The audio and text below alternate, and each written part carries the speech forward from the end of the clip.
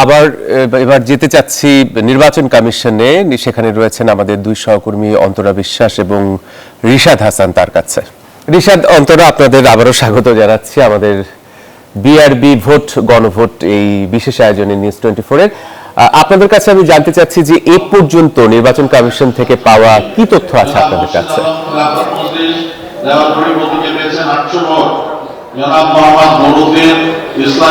আপনাকে ধন্যবাদ। আপনি ঠিক যেমনটা বলছিলেন যে আসলে নির্বাচন কমিশন থেকে একের পর এক কিন্তু বিভিন্ন আসনের বিভিন্ন আসন থেকে আংশিক এবং কখনো কখনো পূর্ণাঙ্গ যে ফলাফল, সেই ফলাফলগুলো কিন্তু আমাদের কাছে আসছে এবং একই সঙ্গে রিটার্নিং অফিসারের কার্যালয় থেকে যে বেসরকারিভাবে প্রাপ্ত ফলাফল, সেই ফলাফলের ভিত্তিতে আমাদের কাছে মুহূর্তে যে তথ্যটি রয়েছে সেটা হচ্ছে বিএনপি 186টি আসনে এখন পর্যন্ত জয়লাভ করেছে এবং অন্যদিকে কিন্তু জামাত ও এনসিপির যে 11 ঐক্য জোট যেটিকে বলা হচ্ছে, তারা 59টি আসন এখন পর্যন্ত পেয়েছে, যার মধ্যে 56টি জামাত ইসলাম এবং অন্যদিকে এনসিপি পেয়েছে 3টি এবং পরবর্তীতে আরো একটি যুক্ত হয়েছে 4টি আসন বলা যাচ্ছে। অর্থাৎ এখন পর্যন্ত জামাত জোট পেয়েছে 7টি আসন এবং এর বাইরে স্বতন্ত্র প্রার্থী যারা রয়েছেন তারা পেয়েছেন 5টি আসন এবং একই সঙ্গে ইসলামী আন্দোলন বাংলাদেশে একজন প্রার্থী জয় পেয়েছেন এখন পর্যন্ত এই পর্যন্ত। এবং যদি আমি হেভিওয়েট প্রার্থীর কথা বলি,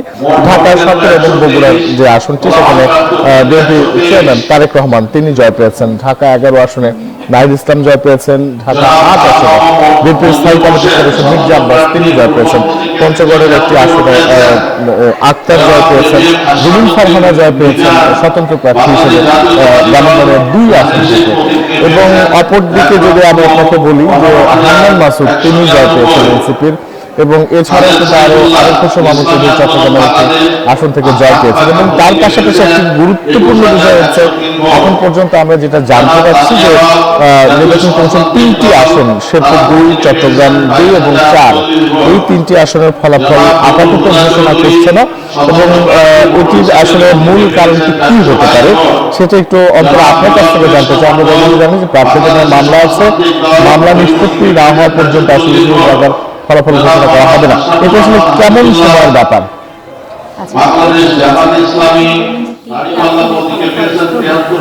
এই বিষয়ে আমরা যখন নির্বাচন কমিশনের কাছে জানতে চেয়েছি, তারা কিন্তু এটি মানতে রাজি নয়। তারা একদমই স্বীকার করছে না যে এই 3টি আসনের ফলাফল তারা আপাতত স্থগিত রেখেছে বা ঘোষণা করছে না। তারা এই বিষয়ে কোনো ধরনের মন্তব্য করছেন না। আর আরেকটি বিষয় আপনি যেটি জানতে চাইলেন যে কত দিন লাগতে পারে, আসলে এর কোনো সময়সীমা নেই।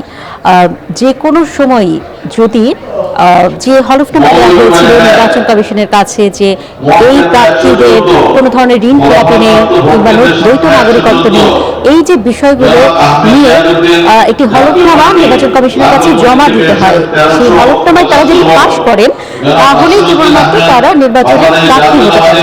তো পরবর্তীতে যদি প্রমাণিত হয় যে ওই হলফনামায় তারা মিথ্যা তথ্য দিয়েছিলেন, তখন নির্বাচন কমিশন চাইলে ওই প্রার্থীটাই কেবল নয়, পরবর্তীতে তিনি যে অবস্থানেই থাকুক না কেন, যে নির্বাচনের মধ্য দিয়ে তিনি সংসদে গেলেন, তার যে প্রার্থিতা এবং তার যে সংসদপরিত পদ, সংসদ সদস্য পদ, সেটা বাতিল ঘোষণা করতে পারে। এটির কোনো ধরনের সময়সীমা নেই, যে কোনো সময় নির্বাচন কমিশন চাইলে এই কাজটা করতে পারে। এবারে আসি রিশাদ, এইবারের নির্বাচনে যে ফলাফল, সেই ফলাফলে আমরা দেখতে পাচ্ছি যে এরই মধ্যে নিরঙ্কুশ বিজয় লাভ করেছে বিএনপি। এবং এবার যদি বিএনপি বিজয় লাভ করে এবং সরকার গঠন করে, তাহলে তারা 5মবারের মতো সরকার গঠন করতে যাচ্ছে। এর আগে আওয়ামী লীগ 6বার সরকার গঠন করেছে, জাতীয় পার্টি 2বার সরকার গঠন করেছে। অর্থাৎ দেশে 12টি নির্বাচন হয়েছে, সেই 12টি নির্বাচনের যে হিসেব, সেই হিসেবে 1977 সালে প্রথম আওয়ামী লীগ জয়লাভ করেছিল এবং তারা 293টি আসন পেয়েছিল। এরপর দ্বিতীয় যে নির্বাচনটি হয়েছিল বাংলাদেশের ইতিহাসে 1979 সালে, সেবার বিএনপি 207টি আসন পেয়ে জয়লাভ করেছিল। আমাদের যে তৃতীয় নির্বাচন, সেখানে জাতীয় পার্টি, যেটি 1986 সালে হয়, এবং চতুর্থ নির্বাচন 1988 সালে হয়, এই 2টি নির্বাচনেই জাতীয় পার্টি জয়লাভ করেছিল। অর্থাৎ তারা 153টি আসনে বিজয় লাভ করে, আরেকবার তারা 251টি আসনে বিজয় লাভ করে। এরপরে যেটি হয় যে পঞ্চম নির্বাচন, সেবার আসে বিএনপি, ষষ্ঠ নির্বাচন 1996 সালে, সেবারও আসে বিএনপি। পঞ্চম নির্বাচন হয়েছিল 1971 সালে, তারা পুরো সময়টা ক্ষমতাতে থাকে। আর 1996 সালে বিএনপি যখন জয়লাভ করে এর 4 মাসের মাথায় আসলে জুনে 15ই ফেব্রুয়ারি প্রথম যে নির্বাচনটি হয়েছিল এবং 6 জুন আরেকটি নির্বাচন হয়েছিল, অর্থাৎ তার মাত্র কিছুদিন ক্ষমতায় থাকতে পেরেছিল। এরপরে 12ই জুন 1996 সালে তখন আবার নির্বাচন হয় এবং তখন আওয়ামী লীগ জয়লাভ করে, তারা 146টি আসন পায়। তারপরে নির্বাচনে বিএনপি আসে 2001 সালে 193টি আসন পেয়ে তারা জয়লাভ করে। এরপর পরপর 4টি নির্বাচনে আওয়ামী লীগ আসে এবং শেষ 3টি নির্বাচন বিতর্কিত নির্বাচন। নির্বাচনে তো নির্বাচনই হয়নি, নির্বাচন বলা হয়, আর আওয়ামী নির্বাচন বলা হয়। সব মিলে বাংলাদেশের যে নির্বাচনের হিসেব গত 12টি নির্বাচনের হিসেব এরকম। এবং সেই সঙ্গে একটু জহুর আপনাকে একটু জানিয়ে রাখতে চাই যে এখন পর্যন্ত এবারে যেহেতু একটি স্বতঃস্ফূর্ত নির্বাচন এবং সাধারণ মানুষের যে স্বতঃস্ফূর্ত অংশগ্রহণ, সেখানেও কিন্তু আরেকটি বিষয় খুব গুরুত্বপূর্ণ, সেটি হলো গণভোট, যেটি আসলে দেশের সাংবিধানিক যে সংস্কার এবং গুরুত্বপূর্ণ যে বিষয়গুলো সেটি এনে নিতে পারে। তো সেই বিষয়টি মাথায় রেখে বলতে বাংলাদেশের ইতিহাসে এখন পর্যন্ত 3টি গণভোট অনুষ্ঠিত হয়েছে, 1977 সালে, 1985 সালে এবং একই সঙ্গে 1991 সালে, এবং পরবর্তীতে এটি কিন্তু বাংলাদেশের ইতিহাসে 4র্থ গণভোট। বিগত গণভোটগুলোতে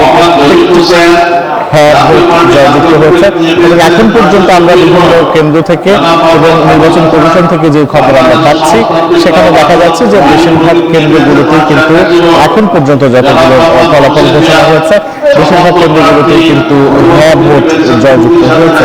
এবং যদিও এখন পর্যন্ত বেসরকারি এবং নির্বাচন কমিশন থেকে প্রাপ্ত ফলাফলের ভিত্তিতে আমরা আপনাকে জানালাম যে আসলে এই বিষয়গুলো নিয়ে আলাপ হয়েছে। এবং আমি আবার আপনার কাছে আসি, একটু বলবেন যে আসলে এখন পর্যন্ত নির্বাচন কমিশন কতগুলো আসনের ফলাফল ঘোষণা করেছে? 30টির উপরে ফলাফল ঘোষণা করেছে, যদিও আমাদের হাতে যে ফলাফল 200টির উপরে আসলে এরই মধ্যে চলে এসেছে। তো নির্বাচন কমিশন আসলে অনেক ধীর গতিতে চলে, বলা যায় কচ্ছপের গতিতে চলে, যদি হিসেব করি আমরা যে একেবারে কেন্দ্রে যে ফলাফলটা যখন আসে সেই সময়ের তুলনায়। এরই মধ্যে ফলাফল অনেকের কাছেই, অনেক এলাকায় চলে এসেছে, অনেকে বিজয় মিছিল করছে, ফুলের মালা গলায় দিচ্ছেন প্রার্থীদেরকে, কিন্তু নির্বাচন কমিশন তাদের পক্ষ থেকে কিন্তু সেই ঘোষণাটি এখনো আসেনি। তারা আংশিক ফলাফল ঘোষণা করছে, হয়তোবা 100টি কেন্দ্র রয়েছে, তার মধ্যে তারা হয়তো 20টি কেন্দ্রের ফলাফল ঘোষণা করছে, কোন জায়গায় 73টি ফলাফল ঘোষণা করছে কেন্দ্রের। এরকম ভাবেই আসলে তারা চলছে। আমরা যদি একটু আসন ভিত্তিক বা বিভাগীয় ভিত্তিক যদি আসলে পর্যালোচনা করি, যে এখন পর্যন্ত দেখা যাচ্ছে রংপুর বিভাগে জামাত ইসলাম বেশ ভালো শক্ত অবস্থান রয়েছে, কুড়িগ্রাম, পঞ্চগড় যে আসনগুলো রয়েছে সেসব জায়গায়, এবং রংপুরের তারা বেশ ভালো ফলাফল করেছে। এবং অপরদিকে যদি আমরা একটু দেখি যে খুলনা বিভাগে জামাত ইসলাম খুব ভালো অবস্থানে রয়েছে।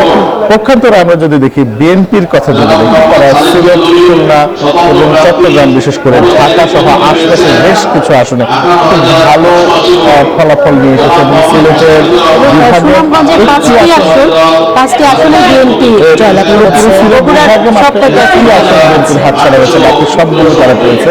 ময়মনসিংহ বিভাগেও তারা খুব ভালো অবস্থানে রয়েছে এবং ঢাকারও বেশ কিছু আসন এবং প্রধান গুরুত্বপূর্ণ যে আসনগুলো রয়েছে এবং আলোচিত আসন, বিশেষ করে 8 আসন, সেখানে কিন্তু আসলে জয়লাভ করেছে। এবং আমরা দেখতে পেয়েছি নির্বাচন কমিশনে মামুনুল হক এসেছিলেন এবং তিনি নির্বাচন কমিশনে অভিযোগ জানিয়ে গেছেন, তিনি ভোটটি পুনর্গণনার দাবি জানিয়েছেন। এবং একই সঙ্গে এনসিপির পক্ষ থেকে জানানো হয়েছে যে ঢাকা 8 আসনের নির্বাচনের ভোট ফলাফল নিয়ে তাদের একটা অভিযোগ রয়েছে। এবং এনসিপির প্রতিনিধিরা এখানে অবস্থান করছিলেন কিছুক্ষণ পর্যন্ত। হেভিওয়েট যে প্রার্থীরা রয়েছেন তাদের অধিকাংশ আমরা দেখছি জয়লাভ করছে, কিন্তু ঢাকা 9 আসনে তাসনিম যারা ফুটবল প্রতীক নিয়ে দাঁড়িয়েছিল, তার ব্যাপারে সাধারণ মানুষের খুব আগ্রহ ছিল যে কি হয় এই আসনে। তাসনিম যারা জিততে পারেননি, এনসিপি সার্জিস আলম তিনিও জিততে পারেননি, নাসিরউদ্দিন পাটোয়ারি তিনিও আসলে হেরে গেছেন। তো এই তিনটি আসন বেশ আলোচনার মুখে এখন সবাইকে নিয়ে এসেছে। আর আরেকটা বিষয় রিশাদ আপনাকে জানাতে চাই যে এবার আমরা যেটি দেখতে পাচ্ছি যে রাজনৈতিক দলগুলো অংশগ্রহণ করেছে সেটির সংখ্যা শত একেবারে 50টি রাজনৈতিক দল এই নির্বাচনে অংশগ্রহণ করেছে। এবারে আমি যদি একটু ইতিহাসের দিকে তাকাই তাহলে দেখা যাচ্ছে যে একদম প্রথম যে নির্বাচনটি হয়েছিল 1973 সালে, সেবার আসলে 14টি দল তারা আসলে অংশগ্রহণ করেছিল। দ্বিতীয় যে নির্বাচন হয়েছিল 1979 সালে, সেবার আসলে 29টি দল তারা অংশগ্রহণ করেছিল এবং পরবর্তীতে তৃতীয় নির্বাচন 1996 সালে তখন 28টি দল অংশগ্রহণ করেছিল। 1988 সালে 8টি দল অংশগ্রহণ করে, 1991 সালে 75টি দল অংশগ্রহণ করে, 1996 সালে 41টি দল অংশগ্রহণ করে। প্রথম যে নির্বাচন হয় 1996 সালের 12 জুন দ্বিতীয় যে নির্বাচনটি হয় সেটিতে 81টি দল অংশগ্রহণ করে, আর 2001 সালে 54টি দল অংশগ্রহণ করে, আর 38টি দল অংশগ্রহণ করে 2008 সালে, অর্থাৎ নবম যে জাতীয় সংসদ নির্বাচন হয় সেই। এরপরে আমরা দেখি যে 2014 সালের নির্বাচনে 12টি, 2018 সালের নির্বাচনে 39টি এবং 2024 সালের নির্বাচনে 28টি রাজনৈতিক দল অংশগ্রহণ করে। তো এই যে আমাদের যে ইতিহাস, সেই ইতিহাস বিশ্লেষণ করলে দেখা যায় যে এবার আসলে 50টি রাজনৈতিক দল যে অংশগ্রহণ করেছে এটি আসলে বেশ সংখ্যার হিসেবে বেশ ভালো একটি সংখ্যা। যদিও রাজনৈতিক দল যে সংখ্যা অংশগ্রহণ করছে তা নয়, আওয়ামী লীগ এই নির্বাচনে নেই, তো তারা তো অংশগ্রহণ করছে না।